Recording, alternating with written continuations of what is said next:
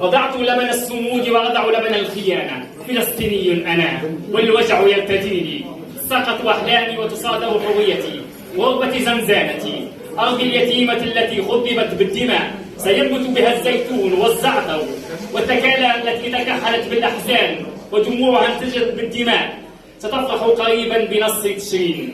هم يشربون نبيذ احتفاء بصمتنا المريب، ويتجرب أهلنا بغزة من عذاب أكواب. يا أصحاب العمامة، أصحاب المعالي والفخامة، أصحاب السمو والندالة، أصحاب العمالة، هل انعشتكم رائحة شواء أطفال غزة؟ هل أعجبتكم صور حذاء مدرج بالدماء؟ هل أعجبكم فيلم مدح العروبة؟ هل أعجبكم سيناريو أمريكي وإخراج صهيوني؟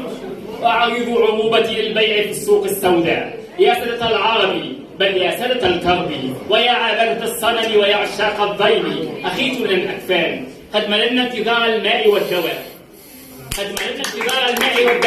دعونا نعبو إلى الآخرة، ما عدنا مثلكم نعشق هذه الحياة. معظاكم ما عاد يهمنا فتحه أو غلقه، استوى لدينا الموت والحياة. أصحاب الفخامة والعمالة والمعالي والنبالة، مل الصب من صبنا عليكم ومل الصمت من صمتكم، حتى الحروف هجرت أفواهكم الملثمة بالكمامة.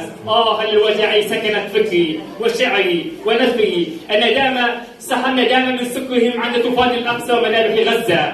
ونام المطبعون والخونة بين أحضان الغدر على وسيلة الجبن والعمالة. فلسطين سوسنتي والأقصى بوصلتي، غزة يا جرحي الغائر المتمرد. سننتصر وننتصر، سيندمج الجرح وسيشرق الفرح.